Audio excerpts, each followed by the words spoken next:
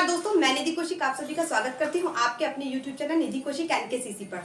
दोस्तों, हम बिना किसी देरी के आज अपने टॉपिक पर आते हैं। जैसा कि आप लोगों को यहां पर दिख रहा होगा, आज मैंने पार्टनर्स कैपिटल अकाउंट का फॉर्मेट बनाकर तैयार करके रखा हुआ है, जिससे कि मैं आप लोगों के सामने बनाऊंगी तो काफी टाइम लग सकता है और वीडियो थोड़ा लंबा हो जाएगा। इसीलिए मैंने क्या किया है कि आपको पहले से ही थोड़ा सा बना करके रख लिया है और आज मैं आपको इसको बहुत अच्छे से समझाने वाली हूँ।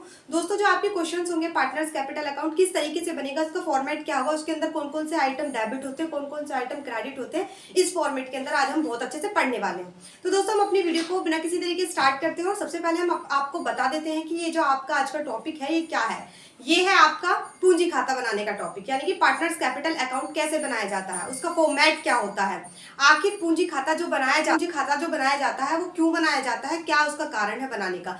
तो मैं आपको बता देती हूँ दोस्तों, हम पूंजी खाता क्यों बनाते हैं। हम पूंजी खाता बना करके तैयार इसलिए करते हैं जिससे कि हम हर एक साझेदार का क्या अलग अलग जो उसके पूंजी के खाते बना सकते हैं, उसके अंदर हम क्या क्या उनकी पूंजी से संबंधित जितनी भी आइटम्स हैं, जैसे कि चाहे वो पूंजी हो, आहरण पर ब्याज हो, और जो भी आपके उसमें जो है उनके सेपरेट हस्तांतरण किए।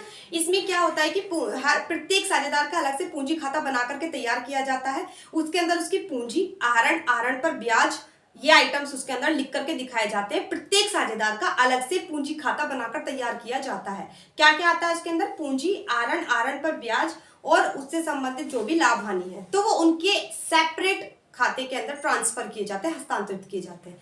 अगर आपसे मैं बात करूं कि पूंजी के खाते कितने प्रकार से बनाए जा सकते हैं, तो पूंजी खाते दो प्रकार से बनाए जा सकते हैं। साझेदार का जो पूंजी खाता बना करके तैयार किया जाता है, उसके दो टाइप हो सकते हैं। एक तो स्थायी पूंजी हो सकता है और अस्थायी पूंजी, यानी कि फिक्स्ड कैपिटल अकाउंट बन सकता है और एक बन सकता है आपका फ्लक्चुएटिंग कैपिटल अकाउंट, ठीक है ना।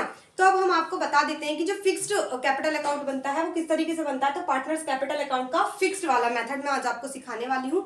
इसके आधार पर आपको क्वेश्चंस करने के लिए आएंगे और ये बहुत ही ज्यादा इंपॉर्टेंट चैप्टर होने वाला है आपका।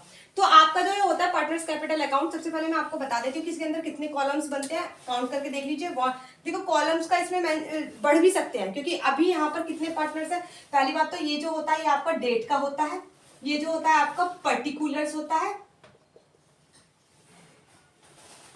ये पर्टिकुलर्स होता है, और ये आपकी एक्स की अमाउंट लिखी जाएंगी इसके अंदर, वाई की, जेड की। एक्स वाई जेड क्या है इसमें, ये साझेदारों के नाम है। अभी हमें पता नहीं है, राम, श्याम, मोहन, कुछ भी हो सकता है, लेकिन अभी हमें पर्टिकुलर नेम नहीं पता है, तो हम यहाँ पर लिख देते हैं एक्स वाई एंड जेड। वापिस से यहाँ पर डेट होगा और यहाँ पर पार्टनर्स वो पर्टिकुलर्स होगा, यहाँ पर एक्स वाई जेड तीन साझेदार वापस से होंगे। अब नेक्स्ट सेम है, जैसे ही यहाँ पर होगा that, particular, X Y Z, that, particular, X Y and Z की अमाउंट यहाँ पर लिखी जाएगी। ठीक है दोस्तों, ये साझेदारों के नाम है एक्स वाई जेड, और ये पर्टिकुलर से यहाँ पर मेंशन किया जाएगा कि किस मतलब आइटम डाला जाएगा, कि वो जो हम इसकी अमाउंट डाल रहे हैं, वो अमाउंट जो डाल रहे हैं वो किस आइटम की वजह से डाल रहे हैं। तो ये हम दिखाते हैं इसके अंदर पार्टनर्स कैपिटल अकाउंट का। जब हम फर्स्ट ये बनाते हैं फिक्स्ड मेथड में, तो क्या होता है, यहाँ पर ये होता है पर्टिकुलर्स। इसके अंदर हम यहाँ पर क्या क्या लिख सकते हैं, कैश या बैंक अकाउंट, कैपिटल मतलब कि कैश या बैंक ये कौन सा है उसके अंदर लिख के रखेगा। जैसे ये है यहाँ पे कैपिटल विड्रॉ। अगर किसी साझेदार ने विड्रॉ किया है या फिर उसकी कैपिटल है, तो चाहे वो विड्रॉ हो चाहे वो कैपिटल हो। विड्रॉ का मतलब मैं आप लोगों को समझा चुकी हूँ, कैपिटल पूंजी होती है जो साझेदार अपनी लेकर के आते हैं।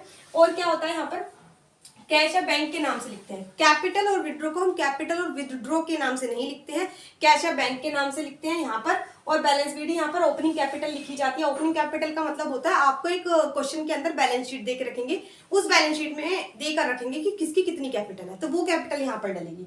ठीक है दोस्तों, ऐसे ही यहाँ पर जो अगर बैलेंस बच जाता है तो उसको हम बैलेंस शीट के नाम से लिख दिया करते हैं। ठीक, अब नेक्स्ट इसके अंदर ये जो पार्टनर्स का कैपिटल बनता है, इसमें सिर्फ आपके इतने ही आते हैं जो आपकी बनती है। इसके अंदर पर्टिकुलर्स में सिर्फ इतने ही आइटम आते हैं एक्स वाई जेड से रिलेटेड, और कुछ नहीं आता है। लेकिन हाँ, जब आपका पार्टनर्स का करंट अकाउंट बनता है, कौन सा, जब आपका पार्टनर्स का करंट कैपिटल अकाउंट बनता है, तो उस करंट अकाउंट, पार्टनर्स के करंट अकाउंट के अंदर कुछ आइटम्स इंक्लूड हो जाते हैं, उसके अंदर कुछ आइटम्स बढ़ जाते हैं और शामिल हो जाते हैं इसके अंदर एक्स्ट्रा। कौन से वाले से? इस वाले फॉर्मेट से ज्यादा। ये फॉर्मेट कम ही बनाने को आता है, ये फॉर्मेट इतना नहीं आता है, आ भी जा, लेकिन हमें नॉलेज होना जरूरी है। कई बार ऐसा होता है कि बहुत छोटा सा वेरी शॉर्ट क्वेश्चन दे देंगे और उस वेरी शॉर्ट क्वेश्चन के अंदर आपको इतने छोटे से क्वेश्चन आ सकता है, लेकिन आपको अगर थोड़ा लॉन्ग क्वेश्चन देंगे तो उसमें आपको पार्टनर्स करंट अकाउंट देंगे। तो आपको यहाँ पर क्या क्या चीजें होंगी, ये पहली बात तो ये होता है, ये जो आपका लेफ्ट हैंड पे होता है ये होता है क्या, ये डेबिट साइड होता है, और जो राइट हैंड पे होता है वो क्रेडिट साइड होता है। अब तक बहुत सारी चीजें आप कर चुकी हो अकाउंट्स के अंदर, तो डेबिट क्रेडिट का मतलब आप लोगों को पता चल ही गया होगा कि कौन सी साइड डेबिट एंड कौन सी साइड क्रेडिट होती है। ठीक है दोस्तों, ये डेबिट होती है एंड ये क्रेडिट साइड होती है। यहाँ पर बैलेंस बीडी लिखा जाता है। बीडी का मतलब है कि ऑलरेडी आपका कोई शेयर्स दे रखा होगा, जो कैपिटल पार्टनर्स की जो करंट अकाउंट से संबंधित है वो यहाँ लिख दिए जाएंगे। अगर तुमने जिस भी पार्टनर ने आहरण किया है यानी कि ड्राइंग्स किया है, अगर पैसा निकाला है, चाहे वो तीनों ने निकाला है तो तीनों में अमाउंट डालेंगे। किसी पर्टिकुलर जो पार्टनर है उसने निकाला, मान लिया एक्स ने निकाला है तो सिर्फ एक्स के कॉलम में आ जाएगा, इनमें नहीं आएगा। तो जिस भी साझेदार ने निकाला है तो बाय ड्राइंग्स अकाउंट लिख करके उसी के कॉलम में लिखेंगे। अगर वाई ने लिखा है तो वाई के कॉलम में, जेड ने लिखा है तो जेड के कॉलम में। ऐसे ही अगर तुम्हारा जो ड्राइंग्स है, ये ड्राइंग्स हो गया, ड्राइंग्स अकाउंट आपका डेबिट साइड आता है। अगर आपकी ड्राइंग पे ब्याज है, जो फिक्स्ड मैंने बोला था साझेदारी संलेख के अंदर की परसेंटेज फिक्स रहता है, अगर इंटरेस्ट ऑन ड्राइंग होता है तो आपका अगर इंटरेस्ट ऑन ड्राइंग है तो वो भी डेबिट ही आता है। और डेबिट में जिसने भी ड्राइंग्स किया है तो उसी का इंटरेस्ट ऑन ड्राइंग होगा, तो वो भी उसी संबंधित साझेदार के अकाउंट में ही आएगा वो। ठीक है, तो यहाँ पर अगर तुम्हें लाभ हुआ है दोस्तों, आपका एक P&L एप्रोप्रिएशन बनता है पार्टनर्स कैपिटल अकाउंट से पहले। आपको जब ये पार्टनर्स कैपिटल में जो फॉर्मेट सिखा रही हूँ इससे पहले एक और अकाउंट बनता है, उस अकाउंट का नाम होता है P&L एप्रोप्रिएशन। ठीक है दोस्तों, वो जो P&L एप्रोप्रिएशन होता है उसके अंदर लाभ या हानि का पता चलता है।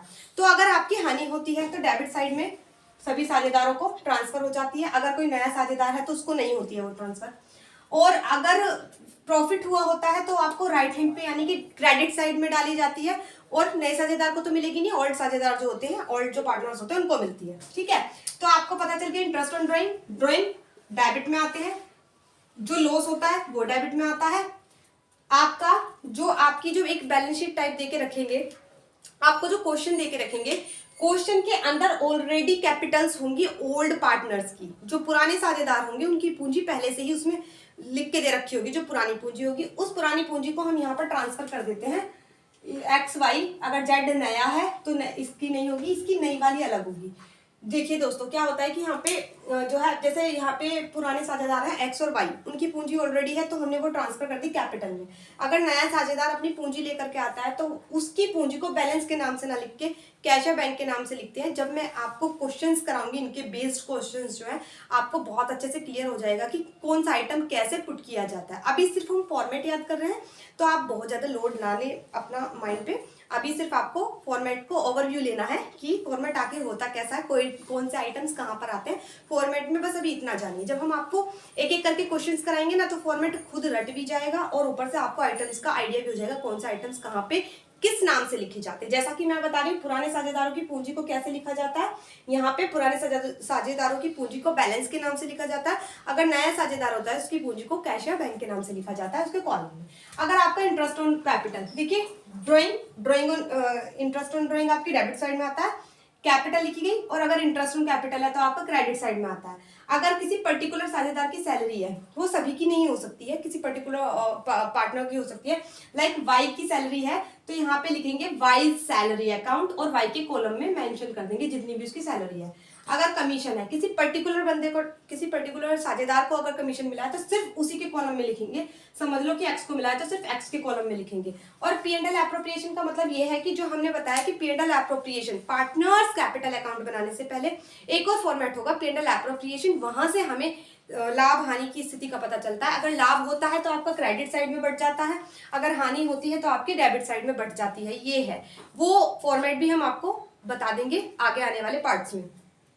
बस यहाँ पे इन्हीं सब चीजों का लेखा होता है, इससे ज्यादा कुछ नहीं होता। अगर आपको क्वेश्चन में बहुत सारी चीजें दे रखी हैं वो आपको सिर्फ कंफ्यूज करने के लिए देंगे कभी कभी, लेकिन उनमें से जो आपके आने होते हैं पार्टनर्स के करंट अकाउंट में वही यही आइटम आने होते हैं। एक बार और सुन लीजिए, आपका क्या आता है, यहाँ पे ड्राइंग आता है, इंटरेस्ट ऑन ड्राइंग आता है। अगर लॉस हुआ है तो वो बढ़ जाता है, यहाँ पे आपकी और जो कैपिटल है वो आती है इंटरेस्ट ऑन कैपिटल, सैलरी किसी पर्टिकुलर पार्टनर की आती है, कमीशन पर्टिकुलर पार्टनर का, और पेएंड एप्रोप्रिएशन जो आपका पेएंड एप्रोप्रिएशन से जो प्रॉफिट हुआ है वो क्रेडिट साइड में आता है। तो दोस्तों ये आपकी फिक्स्ड मेथड था, उस मेथड के अकॉर्डिंग आपकी पूंजी के खाते में कैसे हस्तांतरित किया जाता है ये है। और पूंजी खाते के दो प्रकार थे, मैंने आपको बताया था, एक स्थायी पूंजी और एक अस्थायी पूंजी।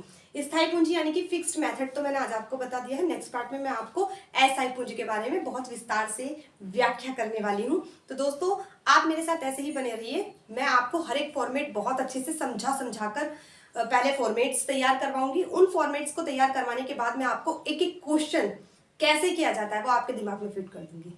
तो आपका सपोर्ट अगर रहा तो मैं बहुत अच्छे से बहुत इजी वे में आपको पूरे के पूरे चैप्टर सिखा सकती हूँ। अब अकाउंट पढ़ना होगा बेहद ही आसान अगर आप मेरे साथ बने रहते हैं। और अगर आपको ये वीडियो अच्छी लगी हो तो लाइक, सब्सक्राइब एंड शेयर कर सकते हैं। And thanks for watching.